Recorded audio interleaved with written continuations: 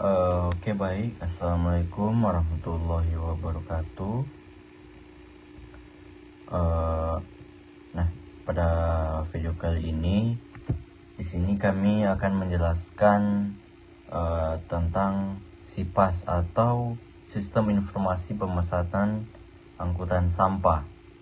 Nah, yang dimana ini dikerjakan dari kelompok 9 yang dianggotakan oleh Jonathan Jensen, Muhammad Andre Rizky, Muhammad Nurul Firmansyah, Blen Vilo Samauling, dan saya sendiri Muhammad Iqbal. Nah, kita masuk pada slide pertama, yaitu di mana permasalahan pengelolaan sampah saat ini. Nah, yang dimana pengelolaan sampah saat ini yaitu kita menghadapi kesulitan yang dialami oleh masyarakat, yang dimana warga terutama di perkotaan itu sering kesulitan menyalurkan sampah yang memiliki nilai jual seperti kardus, botol plastik, logam, dan mungkin yang lain-lain. Dan potensi ekonomi terbuang. Nah, sekarang itu sampah itu sebenarnya bisa diolah, tapi kini semua itu terbuang begitu saja. Yang dimana sampah yang bisa didaur ulang itu seringkali berakhir di TPA atau tempat pembuangan akhir tanpa diolah. Padahal sampah-sampah tersebut itu memiliki nilai ekonomi. Nah, yang ketiga yaitu tidak efisien, yang dimana proses angkutan sampah itu tidak terjadwal. Nah, itu sungguh tidak efisien lah untuk di perkotaan, apalagi di padat penduduk. Nah, yang dimana kami membuat sistem yaitu SIPAS tadi menghadirkan solusi-solusi yang dapat mengatasi berbagai permasalahan yang tadi. Yang dimana SIPAS adalah sebuah platform aplikasi mobile yang berfungsi sebagai jembatan antara pelanggan dan driver. Dan yang kedua, yang dimana cara kerjanya prinsip seperti aplikasi ojek online, tetapi pelanggan bisa memesan jasa penjemputan sampah langsung dari smartphone mereka. Dan juga manfaat utamanya adalah mudah digunakan, bernilai ekonomi, dan transparan. Dan mungkin untuk slide selanjutnya saya berikan kepada teman saya. Assalamualaikum warahmatullahi wabarakatuh. Perkenalkan, nama saya Muhammad Firmansyah dengan NIM F521240067. Saya akan melanjutkan pembahasan terkait SIPAS ini.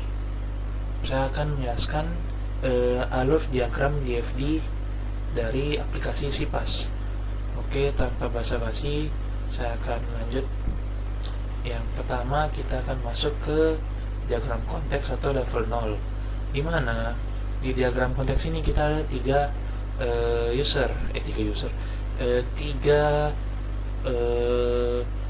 pengguna gitu atau aktor.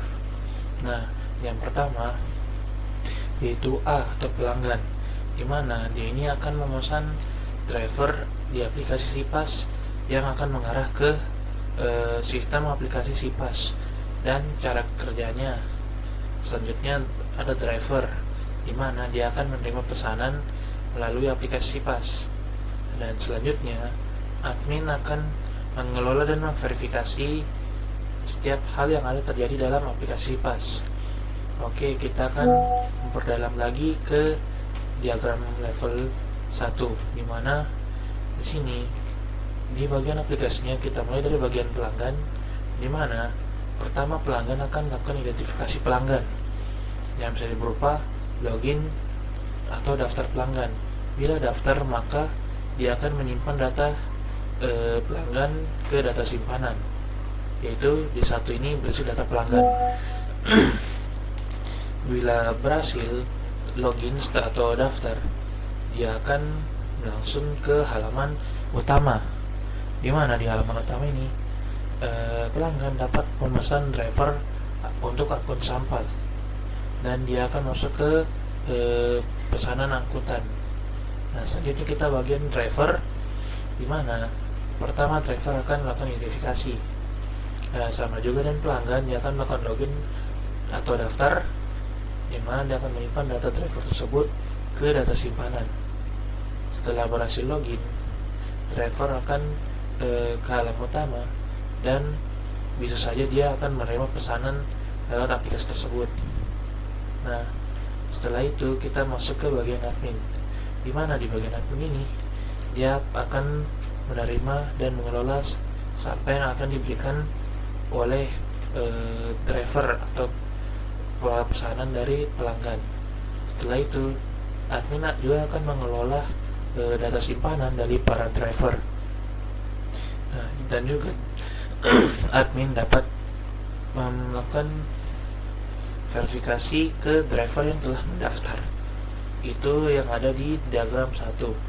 Nah, kita akan lanjut ke diagram terakhir atau level 2, yaitu kita mulai dari bagian pelanggan ulang, di mana memesan driver angkutan. Kita akan lanjut ke sini, di mana pelanggan harus mengisi jenis, berat, dan foto sampah, di mana agar dapat memberikan data agar sesuai dengan kriteria yang diperlukan aplikasi sebelum pengangkutan.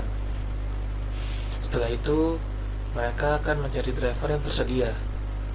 Nah, di sini selama mencari driver tersebut, bila sudah mendapatkan, maka aplikasi akan mengkonfirmasi dengan mendapatkan driver yang terdekat.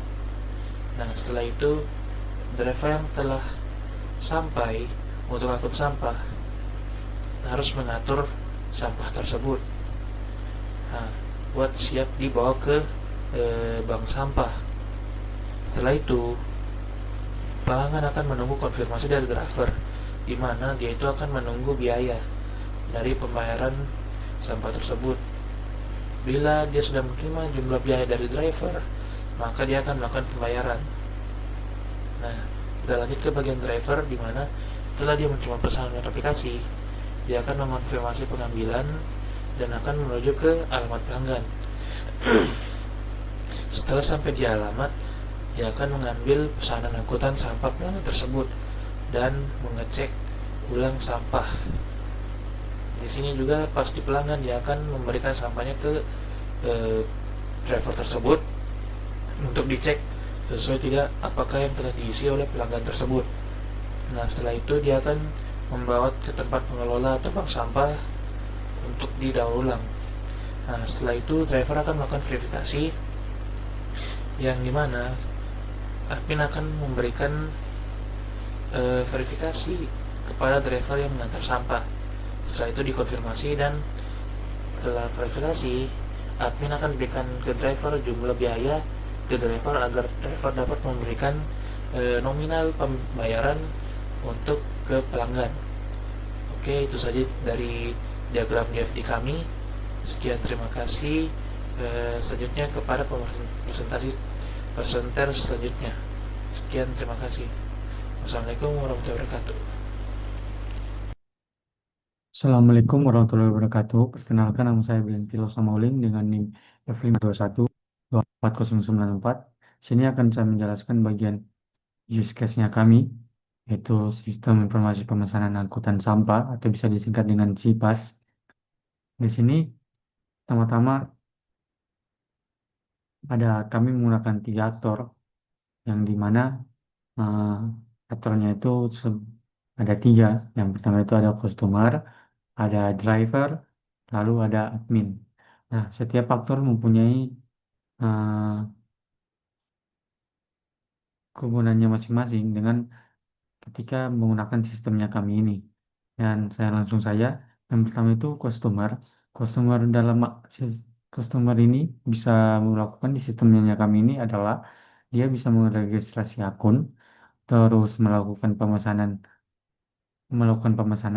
penjemputan sampah, lalu menerima notifikasi total harga dan konfirmasi. Jadi pada customer dia bisa melakukan tiga fitur yang dalam sistemnya kami ini. Terus ada driver. Driver ini ada ada 5 yang bisa dia lakukan dalam sistemnya kami. Yang pertama, registrasi akun driver, menerima notifikasi pesanan, serta menekan selesai setelah pembayaran. Yang itu proses penjemputan sampah, dan yang terakhir mengantar sampah ke pengelolaan. Jadi eh, cukup penting dalam sistemnya kami ini faktor driver. Dan yang terakhir itu adalah admin, yaitu bagian dari mengelola sistemnya.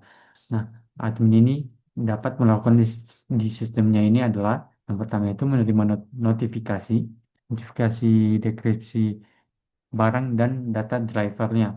Terus bagian situ memeriksa spek spesifikasinya sampah, dan yang ketiga itu melakukan pembayaran e-wallet, dan yang terakhir itu konfirmasi kesesuaian sampah. Jadi begitulah aktor-aktor ketiga aktor yang dalam sistemnya kami ini, apa-apa saja yang dia bisa lakukan dalam sistemnya kami ini. Mungkin sekian dari saya. Saya akhiri. Assalamualaikum warahmatullahi wabarakatuh. Nah, baik, kita masuk pada perancangan database. Nah, di sini kita memiliki ada tabel, yaitu tabel user, yang dimana user itu memiliki ID tentunya, seperti itu user ID, dan juga di sini ada beberapa seperti nama lengkap, username, email, nomor HP, password, alamat, itu seperti untuk loginnya lah. Nah, di sini juga ada role, atau di sini tuh kita login sebagai apa gitu. Kita bisa memilih sebagai pelanggan, driver, atau admin. Dan lanjut pada tabel kedua, yaitu ada tabel kategori sampah. Nah, untuk sampah sendiri tentunya dia juga memiliki ID. Nah, ada juga namanya, terus deskripsinya, harga per kilogramnya, dan juga foto untuk sampahnya itu sendiri. Nah, lanjut pada tabel tabel ketiga, yang dimana untuk pesanan sendiri itu cukup banyak memiliki variabel, dimana ada dari pesanan pelanggan, driver, dan kategori tentunya memiliki ID juga. Nah, di sini juga ada alamat penjemputan, foto sampah, berat estimasi, dan berat final itu berbeda ya. Dan juga foto total pendapatan, dan status pemesanan, waktu pemesanan, dan waktu selesai. Nah, lanjut pada tabel terakhir untuk perencanaan database, yang dimana tabel dari kategori sampah. Nah, di sini itu ada pembayaran, pemesanan, admin, penerima. Nah, itu ID-ID-nya nanti. Dan juga di sini ada jumlah bayar, tipe penerima, yaitu ada pelanggan atau driver gitu untuk kategori sampahnya. Dan juga ada waktu pembayaran dan foto sampahnya. Nah, kita lanjut pada entity-nya, entity relationship, yang dimana di sini kita bisa lihat seperti yang tadi, yang dimana itu ada pemesanan, dan juga ada user, ada pembayaran, dan kategori sampah. Nah, yang dimana user bakalan terhubung langsung dengan pemesanan, dan pemesanan itu terhubung dengan kategori, dan juga pemesanan akan terhubung dengan pembayaran, dan pembayaran akan kembali lagi ke user. Nah, jadi di sini tuh tentunya setiap pesanan atau user atau pembayaran atau kategori itu semuanya memiliki ID-nya masing-masing. Nah, di sini ada rancangan anggaran biaya, yang dimana rancangan anggaran biaya ini untuk biaya pembangunan atau di step awal itu Dimana project manager itu ada totalnya itu 24 juta, desain UI UX itu 24 juta juga, back end 7 juta, dan mobile developernya 30 juta, yang dimana totalnya 91. Jadi ini biaya untuk pengembangannya, pembuatannya lah. Dan di sini yang kedua itu ada biaya infrastruktur atau apa namanya, untuk tahun pertamanya lah, dimana ada pembayarannya sewa untuk menjalankan aplikasinya lah, gitu, yang dimana ada sewa server dan juga nama domain, akun developer, dan tools dan software pendukung. Nah, lanjut. Nah, di sini lagi ada biaya operasional untuk per tahunnya. Jadi tentunya kita punya apa namanya, biaya untuk pemeliharaannya lah, pemeliharaannya. Dimana kita ada menyewa server tadi, dan juga itu untuk perpanjangannya, dan juga ada perpanjangan akun developernya, dan juga ada pemeliharaan dan book atau faxing, dimana totalnya itu 20 juta 850.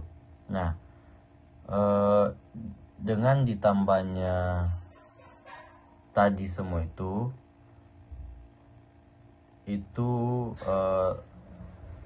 tentunya kita menambah semua total dari biaya pembangunan, total biaya infrastruktur, dan total investasi di tahun pertamanya.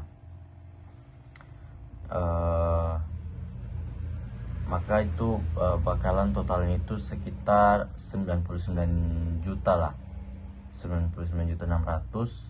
Dan untuk berlanjut di tahun berikutnya itu kurang lebih di 20 jutaan lagi untuk biayanya.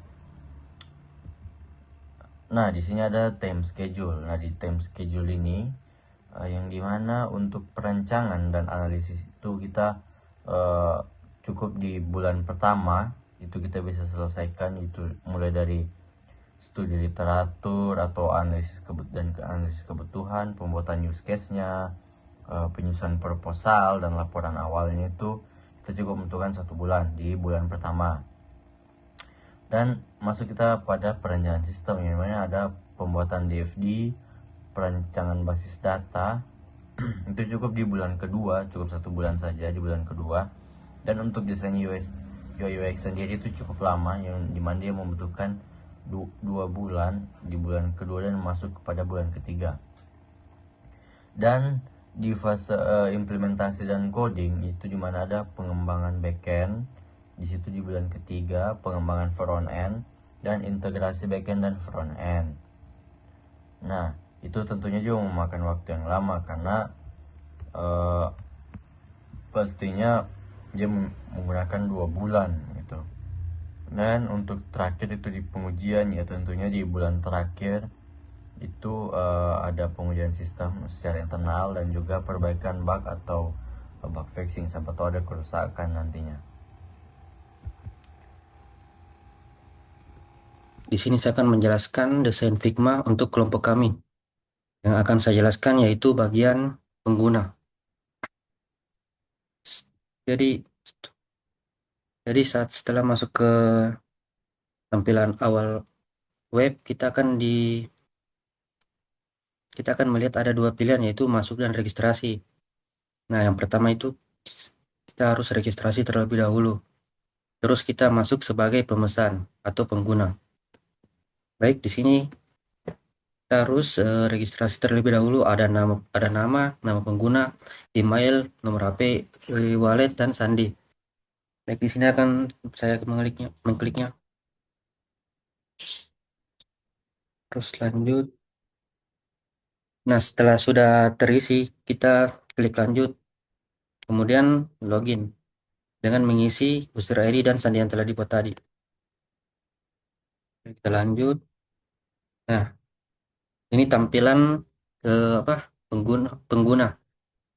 Ada fitur pesan, ada e-wallet, Terus di bagian bawahnya ada navbarnya itu notifikasi, history, dan profile. Nah, pertama kita masuk ke profile terlebih dahulu. Nah, seperti ini tampilan untuk profile di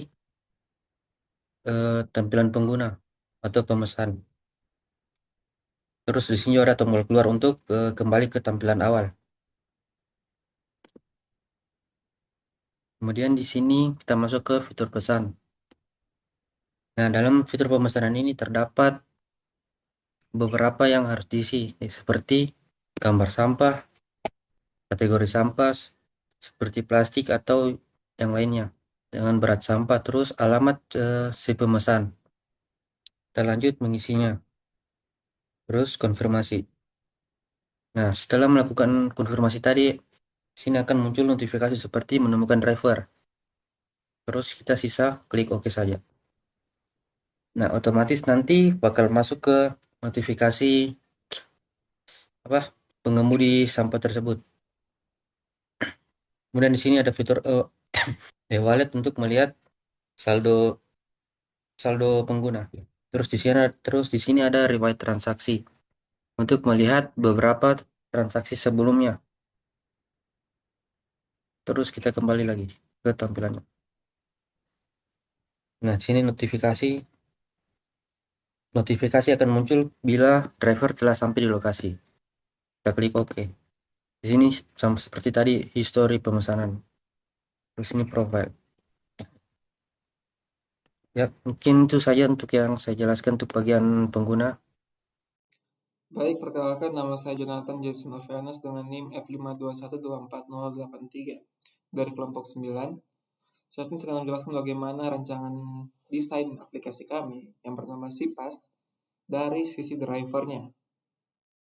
Baik, pertama si driver akan masuk ke beranda awal kami, yang dimana di sini ada dua pilihan, dia bisa masuk ataupun login, dan pilihan kedua yaitu registrasi atau mendaftarkan akunnya.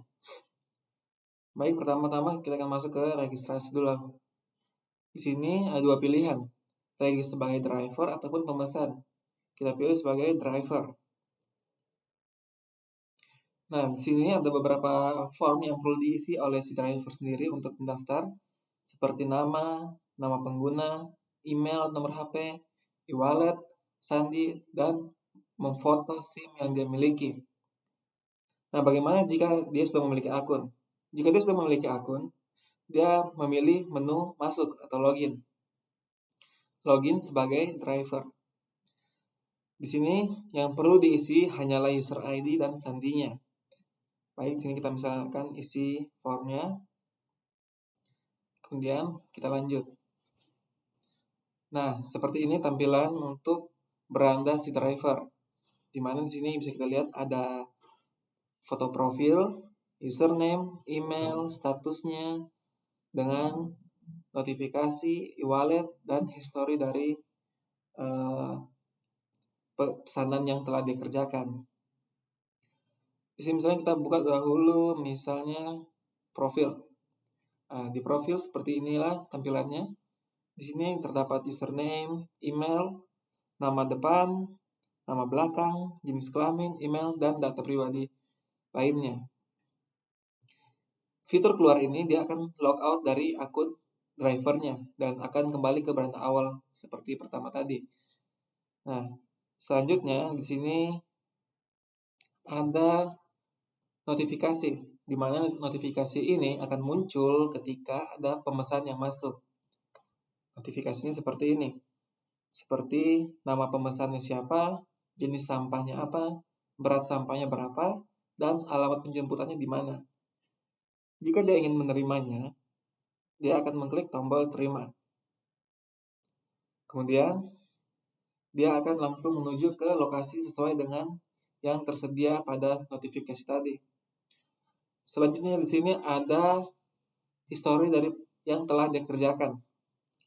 Bisa dilihat di sini history drivernya sendiri, ada tanggal penyelesaiannya dan statusnya. Di sini pesanan tanggal 25 April 2025 telah terselesaikan, begitupun dengan pesanan lainnya. Selanjutnya di sini ada e-wallet. E-wallet ini adalah hasil dari kerjanya dia yang dimana saldo dari si pengelola sampah akan dikirimkan ke driver juga, akan masuk ke e-walletnya. Di sini bisa dilihat saldonya 532.000 semisalnya. Baik, sekian penjelasan untuk desain dari sisi driver. Dan mungkin itu saja yang dapat kami bisa presentasikan. Nah, yang dimana SIPAS ini adalah solusi inovatif berbasis digital untuk modernisasi sistem pengolahan sampah daur ulang, yang dimana manfaatnya itu seperti kita bisa memberikan kemudahan dan keuntungan ekonomi, membuka lapangan pekerjaan baru, dan mendorong praktik daur ulang untuk mengurangi sampah di TPA atau tempat pembuangan akhir. Mungkin saya kiri, saya mohon maaf apabila ada salah kata perbuatan. Wassalamualaikum warahmatullahi wabarakatuh.